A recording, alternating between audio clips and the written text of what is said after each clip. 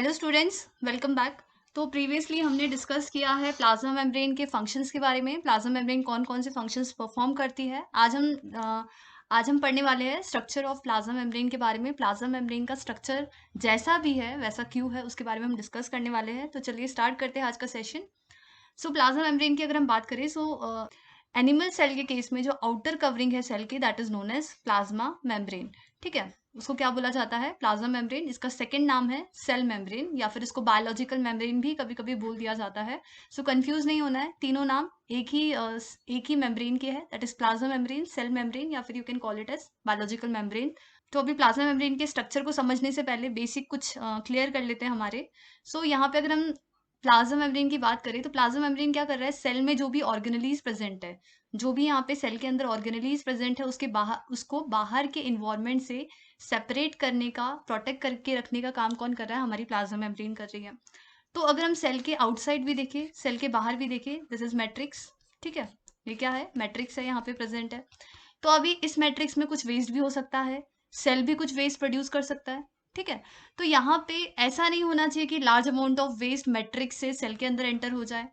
ठीक है, large amount of waste यहाँ से सेल के अंदर एंटर हो जाए, या फिर excess amount of matrix cell के अंदर एंटर हो जाए, कुछ भी सेल के अंदर एंटर ना हो। तो इस चीज का हमें ध्यान रखना पड़ेगा, इसको प्रोटेक्ट करना पड़ेगा, अवॉइड करना पड़ेगा। तो इसके लिए यहाँ पे कुछ ऐसे मॉलिक्यूल की जरूरत है जो इन मॉलिक्यूल का, अनवांटेड मॉलिक्यूल का एंट्रेंस सेल में ना होने दे। ऐसा कौन सा मॉलिक्यूल है यहाँ पे जो इस चीज को रोक सकता है? So that is lipid. इस चीज को रोकने का काम, इस एंट्रेंस को रोकने का काम कौन करेगा? हमारा लिपिड। इसीलिए plasma membrane is made up of lipid. तो हम अभी प्लाज्मा मेम्ब्रेन के स्ट्रक्चर के बारे में डिस्कस कर रहे हैं। तो इसीलिए प्लाज्मा मेम्ब्रेन लिपिड से बनी होती है। जो भी एक्सक्रीटरी सब्सटेंस है उसको अंदर आने से अवॉइड करेगा, या फिर अंदर आने ही नहीं देगा। तो यहाँ पे जरूरत तो ये भी है ना कि सेल के अंदर जो भी हमारे ऑर्गेनेलीज प्रेजेंट है वो सेल के बाहर के इन्वायरमेंट से इंटरेक्ट कर सके। Cell to cell interaction and cell to matrix interaction भी जरूरी है। तो यहाँ पे ये चीजें भी प्रॉपरली होनी चाहिए, तभी हम एक हेल्दी लाइफस्टाइल को मेंटेन कर सकते हैं, राइट? तो इस चीज में हेल्प करने के लिए कौन आएगा? प्रोटीन्स आएंगे। प्रोटीन्स क्या करेंगे? क्रॉस मेम्ब्रेन ट्रांसपोर्ट करेंगे और सेल कम्युनिकेशन में हेल्प करेंगे। क्या करें? प्रोटीन्स दो काम कर रहे हैं, इसको हम दूसरे कलर से लिख लेते हैं। तो प्रोटीन्स क्या कर रहे हैं? दो काम कर रहे हैं, that is it is helping in transport of cross membrane, यानी कि इस मेम्ब्रेन के आउटसाइड इनसाइड जो भी ट्रांसपोर्ट होगा उसमें हेल्प कौन कर रहा है? हमारे प्रोटीन्स कर रहे हैं। सेकेंड काम क्या कर रही है प्रोटीन? दैट इज सेल का कम्युनिकेशन में भी हेल्प कर रही है। ठीक है, तो यहाँ पे प्लाज्मा मेम्ब्रेन का हमने देख लिया। लिपिड क्यों है? ताकि अनवांटेड मटेरियल्स को सेल के अंदर एंटर होने से रोका जा सके, इसलिए लिपिड की प्रेजेंस होना बहुत जरूरी था। प्रोटीन्स क्यों है? क्योंकि ट्रांसपोर्ट और कम्युनिकेशन सेल के साथ, सेल के मैट्रिक्स के साथ होना भी जरूरी है। तो यहाँ पे there is presence of proteins. लेकिन अभी ये डिटेक्ट कौन करेगा कि जो भी मॉलिक्यूल, जो भी सराउंडिंग में मॉलिक्यूल प्रेजेंट है वो हेल्पफुल है या अनवांटेड है? तो वजह से एक और मॉलिक्यूल आता है जिसे बोला जाता है कार्बोहाइड्रेट्स।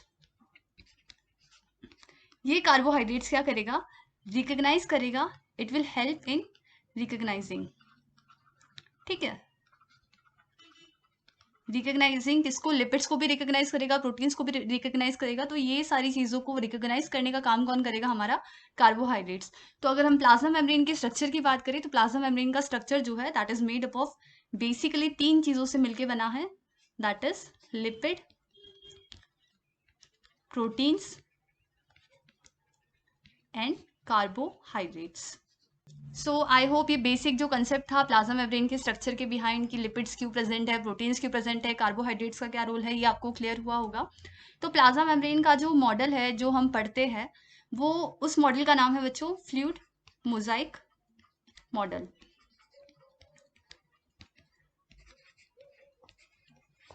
नाम क्या है इसका? That is fluid mosaic model. अभी नाम थोड़ा सा अजीब है, लेकिन इस नाम का भी बच्चों यहाँ पे एक मीनिंग है कि यहाँ पे इस मॉडल को फ्लूइड मोजाइक मॉडल क्यों बोला जाता है। तो नाम जानने से पहले कि इस मॉडल को फ्लूइड मोजाइक मॉडल क्यों बोला गया, पहले हम ये जान लेते हैं कि ये मॉडल प्रपोज किसने किया था। This model was propose by Singer and Nicolson. कब किया था? It was proposed in early 1970s। इस मॉडल के पीछे का ये जो नाम अगर आपको दिख रहा होगा, that is fluid mosaic model. So इस मेम्ब्रेन का, इस प्लाज्मा मेम्ब्रेन को इस मॉडल के थ्रू क्यों एक्सप्लेन किया गया? तो यहाँ पे ये जो फ्लूइड मोजाइक है that is related with the structure of plasma membrane, क्योंकि मोजाइक का मतलब होता है ऐसी चीज जो बहुत अलग अलग कंपोनेंट से, डिफरेंट कंपोनेंट से मिलके बनी हो, ठीक है, अलग अलग कंपोनेंट से मिलके बनी हो। फ्लूइड मीन्स ऐसा लचीला कुछ, ठीक है। तो यहाँ पे अगर हम स्ट्रक्चर देखें प्लाज्मा मेम्ब्रेन का, सो यू कैन सी यहाँ पे this is there are different components of plasma membrane, यानी कि यहाँ पे क्या है, यहाँ पे ग्लाइकोप्रोटीन भी है, यहाँ पे ग्लाइकोलिपिड्स भी है, यहाँ पे कोलेस्ट्रॉल भी है, यहाँ पे इंटीग्रल प्रोटीन्स भी है, पेरिफेरल प्रोटीन्स भी है, यहाँ पे कार्बोहाइड्रेट्स है, लिपिड्स है, प्रोटीन्स है। तो ये जो प्लाज्मा मेम्ब्रेन है, it is Mosaic of component, यानी कि it is made up of different type of components. यहाँ पे फॉस्फोलिपिड्स भी होंगे, ठीक है, यहाँ पे फॉस्फोलिपिड्स भी होंगे, कोलेस्ट्रॉल भी होगा, प्रोटीन्स भी होंगे, और ये प्रोटीन्स, कार्बोहाइड्रेट्स, कोलेस्ट्रॉल, फॉस्फोलिपिड्स, ये क्या कर सकते हैं, ये इस मेम्ब्रेन में इजीली मूव कर सकते हैं, ठीक है। इजीली क्या कर रहे हैं, मूव कर रहे हैं या फिर तैर रहे हैं, वी कैन से। इसीलिए इस मॉडल का नाम रखा गया फ्लूइड मोजाइक मॉडल। तो अगर इसके स्ट्रक्चर को, और फ्लूइडिटी क्यों है इसके स्ट्रक्चर को अगर हम समझने की कोशिश करें, तो ये फ्लूइड नाम क्यों दिया गया, इसके स्ट्रक्चर को अगर हम समझने की कोशिश करें, तो यहाँ पे suppose this is a plasma membrane. तो अगर इस प्लाज्मा मेम्ब्रेन में मैंने क्या किया, एक निडल इंसर्ट की, ठीक है, अगर हमने क्या किया, इस प्लाज्मा मेम्ब्रेन के अंदर एक निडल इंसर्ट की, तो ऐसा नहीं होगा कि वहां से वो प्लाज्मा मेम्ब्रेन क्रैक हो जाएगी, ठीक है। यहाँ पे प्लाज्मा मेम्ब्रेन क्रैक नहीं होगी, बल्कि प्लाज्मा मेम्ब्रेन का जो भी मटेरियल है, जो भी इसका कंपोनेंट्स है, कंपोजिशन है, वो क्या हो जाएंगे, वो इस निडल के अराउंड, इस निडल को क्या कर लेंगे, सराउंड कर लेंगे। और जैसे ही हम इस निडल को रिमूव करेंगे, फिर से प्लाज्मा मेम्ब्रेन के कंपोनेंट एक दूसरे से आके अटैच हो जाएंगे, फ्लो बैक हो जाएंगे वापस एक दूसरे के साथ। सो यहाँ पे इसीलिए we called it as fluid mosaic model, because इसका स्ट्रक्चर ही कुछ ऐसा था। सो यहाँ पे एक चीज और आती है कि प्लाज्मा मेम्ब्रेन का अगर स्ट्रक्चर हमें पढ़ना है, तो हमें प्लाज्मा मेम्ब्रेन का स्ट्रक्चर अगर हमें पढ़ना है, तो हमने कौन सा सेल लिया, ठीक है। ये क्वेश्चन भी पूछ लिया जाता है कि कौन सा सेल बेस्ट रहेगा प्लाज्मा मेम्ब्रेन के स्ट्रक्चर को पढ़ने के लिए। So the best cell will be RBCs. RBCs जो है हमारे, जिसे रेड ब्लड सेल कहा जाता है, सो इसी को स्टडी किया जाता है जब भी हमें प्लाज्मा मेम्ब्रेन का स्ट्रक्चर पढ़ना है। तो रीजन क्या है उसका, तो बच्चों आरबीसी एक लौता ऐसा सेल है हमारी बॉडी में जिसके पास कोई भी ऑर्गेनेलीज नहीं होती, जिसमें कोई भी ऑर्गेनेलीज नहीं होती, जिसमें न्यूक्लियस भी नहीं होता, ठीक है। सो अगर आपसे क्वेश्चन पूछा जाए which cell does not have nucleus, so that is RBC. So यहाँ पे अगर हम आरबीसी का कंपोनेंट उठाएंगे तो वो क्या होगा, हमारी प्लाज्मा मेम्ब्रेन होगी। सो यहाँ इस आरबीसी के सेल को लेकर हम प्लाज्मा मेम्ब्रेन की स्टडी बहुत अच्छे से कर सकते हैं, प्रिसाइजली कर सकते हैं, इसीलिए आरबीसी के सेल्स को प्रेफर किया जाता है। रीजन क्या है उसका, क्योंकि आरबीसी के जो सेल्स होते हैं उसमें ना कोई सेल ऑर्गेनेलीज है, ना न्यूक्लियस है। So that is the reason behind it. So I hope यहाँ तक क्लियर हुआ होगा। सो अभी बात कर लेते हैं कि प्लाज्मा मेम्ब्रेन का कंपोजिशन कौन सी मॉलिक्यूल का कितना है, यानी कि लिपिड्स का कितना है, प्रोटीन्स का कितना है, और कार्बोहाइड्रेट्स का कितना है। तो डिफरेंट सेल्स में ये डिफर करेगा, इसका परसेंटेज डिफर करेगा। लेकिन अगर हम बात करें एवरेज, अगर हम निकाल के बात करें, सो यहाँ पे almost we can say that कि ऑलमोस्ट होता है बच्चों आपका 50% लिपिड्स होते हैं। कई बुक में इट कैन बी अराउंड 40% भी आपको दिख जाएंगे। प्रोटीन्स का अगर हम कंसंट्रेशन देखें, सो प्रोटीन्स जो है, प्रोटीन्स भी हमारे अराउंड 50% ही होती है, और जो बचा कुचा अमाउंट होता है इवन लेस देन 1% से भी कम किसका होता है, कार्बोहाइड्रेट्स का होता है। सो ये कार्बोहाइड्रेट जो प्रेजेंट होंगे प्लाज्मा मेम्ब्रेन में, ये फ्री फॉर्म में प्रेजेंट नहीं होंगे, या तो ये लिपिड के साथ कंबाइन करके प्रेजेंट होंगे, या तो फिर ये प्रोटीन के साथ अटैच होकर प्रेजेंट होंगे। अगर कार्बोहाइड्रेट लिपिड्स के साथ प्रेजेंट है, so they are known as glycolipids, और अगर कार्बोहाइड्रेट्स प्रोटीन के साथ प्रेजेंट है, so they are known as glycoproteins. So यहाँ पे कंपोजिशन इज अप्रोक्सीमेटली, ये कंपोजिशन जो है, परसेंटेज जो है, ये अप्रोक्सीमेटली है, बुक्स टू बुक्स वेरी करता है, लेकिन ऑलमोस्ट इतना ही होता है, 50% ही होता है। और जो भी बचा कुचा थोड़ा बहुत अमाउंट है, कभी लिपिड्स का परसेंटेज 40 तक भी जाता है। सो डिपेंड करता है डिफरेंट टाइप के सेल्स में, ठीक है। तो अभी हमने कंपोजिशन के बारे में पढ़ लिया। प्रिंसिपल कंपोनेंट्स लिखे अगर हम प्लाज्मा मेम्ब्रेन के, तो कौन कौन से होंगे, principal components of plasma membrane कौन कौन से होंगे।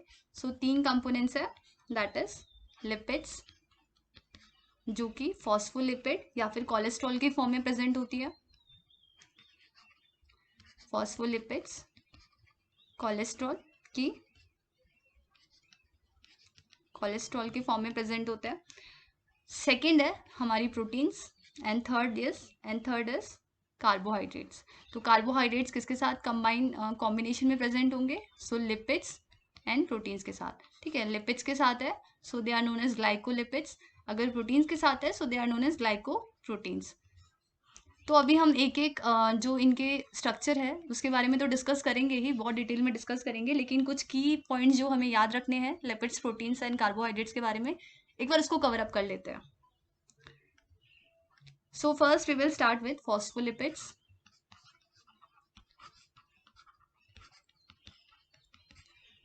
Phospholipids are made up of glycerol,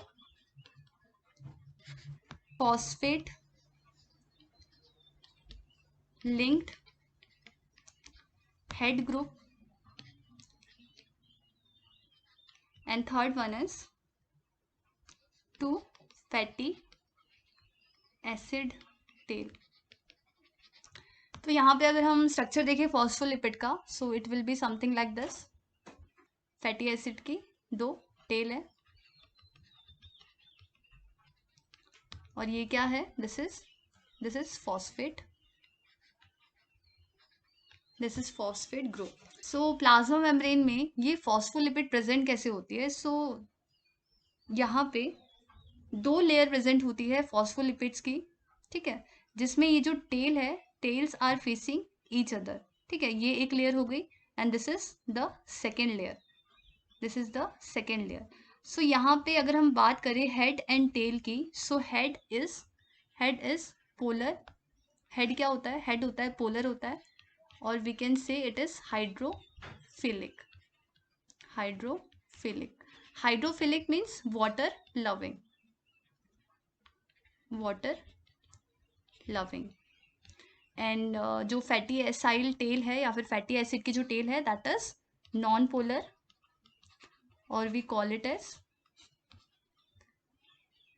hydrophobic.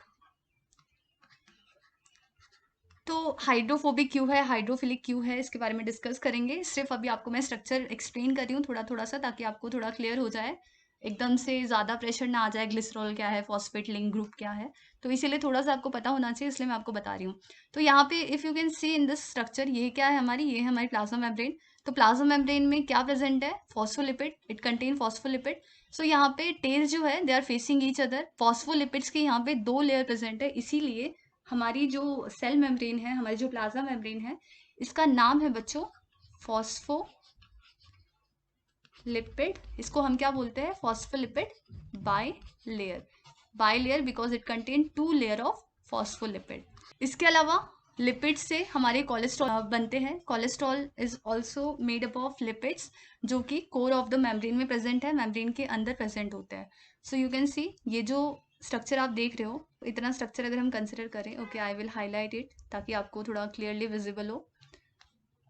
तो यहाँ पे अगर आप स्ट्रक्चर देखो, ओके ठीक है, इतना स्ट्रक्चर अगर आप देखो, इतना स्ट्रक्चर, तो यहाँ पे यू कैन सी ये एक लेयर है फॉस्फोलिपिड की, ये एक लेयर है फॉस्फोलिपिड की। दिस इज हेड जो कि कंटेन करता है phosphate group, and this is tail, 2 tail है made up of fatty acid. ठीक है, that is made up of fatty acid.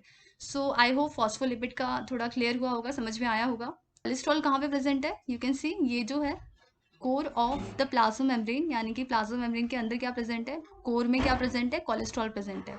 So cholesterol is also made up of lipids. Next principal component जो है that is protein. तो proteins की अगर हम position की बात करें, तो प्रोटीन्स या तो पार्ट वे हो सकता है इन द प्लाज्मा मेम्ब्रेन, या फिर क्रॉस मेम्ब्रेन, या फिर एंटायरली ये क्या करेगा? मेम्ब्रेन को क्रॉस कर देगा, या फिर ये प्रेजेंट हो सकता है क्लोजली अटैच, या तो ये क्लोजली अटैच्ड होगा inside and outside face of plasma membrane. तो 3 जगह पे प्रेजेंट हो सकता है। सो यहाँ पे अगर हम बात करें तो यहाँ पे ये कहाँ पे? पेरिफेरल मेम्ब्रेन प्रोटीन है। इस केस में अगर हम बात करें, सो यू कैन सी इसकी पोजीशन अलग है, इसकी पोजीशन अलग है, और इसकी पोजीशन अलग है। तो यहाँ पे प्रोटीन्स की पोजीशन जो है वो डिफर कर सकती है, हाफ वे हो सकता है, या फिर मेम्ब्रेन को ऑलरेडी क्रॉस किया होता है, या तो क्लोजली अटैच होंगे इनसाइड फेस के साथ या फिर आउटसाइड फेस के साथ। तो आई होप यहाँ तक समझ में आया होगा। थर्ड जो हमारा प्रिंसिपल कंपोनेंट है प्लाज्मा मेम्ब्रेन का, दैट इज कार्बोहाइड्रेट्स। तो कार्बोहाइड्रेट जैसे हमने डिस्कस किया, ये प्रेजेंट होता है प्रोटीन्स या फिर लिपिड्स के साथ, अटैच फॉर्म में प्रेजेंट होता है। प्रोटीन्स के साथ अगर प्रेजेंट है so that is known as glycoprotein, lipids के साथ अगर प्रेजेंट है तो that is known as glycolipids. तो नेक्स्ट क्लास में इन्हीं कंपोनेंट्स को, प्लाज्मा मेम्ब्रेन के कंपोनेंट्स को और डिटेल में डिस्कस करेंगे, फॉस्फोलिपिड्स के स्ट्रक्चर को डिस्कस करेंगे। Thank you students for watching.